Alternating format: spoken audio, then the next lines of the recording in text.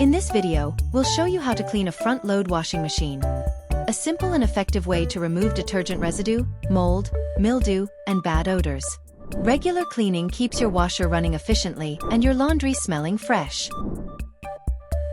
You'll need white vinegar, baking soda, a microfiber cloth or sponge, an old toothbrush, and optionally a washing machine cleaner tablet. Avoid harsh chemicals like bleach unless specifically recommended by your manufacturer. Make sure the drum is empty before starting.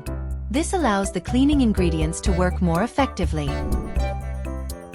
The rubber gasket around the door is a common place for mold and soap scum to build up. Mix equal parts vinegar and water, dip a cloth or toothbrush in the solution, and scrub inside the seal. Wipe away any grime, lint, or mildew thoroughly. Pour 2 cups of white vinegar directly into the detergent dispenser. Run the washer on the hottest and longest cycle available. Vinegar helps dissolve detergent residue, kill bacteria, and remove odors. Sprinkle half a cup of baking soda directly into the drum and run another hot cycle. Baking soda deodorizes and helps remove any remaining buildup, leaving your washer fresh and clean.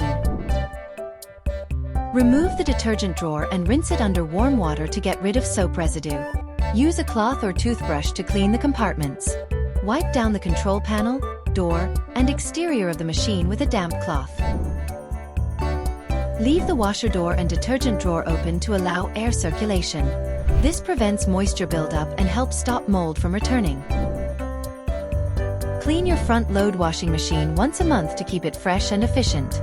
Always wipe the door seal dry after each load and avoid leaving wet laundry inside for long periods. With these easy steps, your front-load washing machine will stay clean, odor-free, and running smoothly. Don't forget to like and subscribe for more practical home cleaning tips.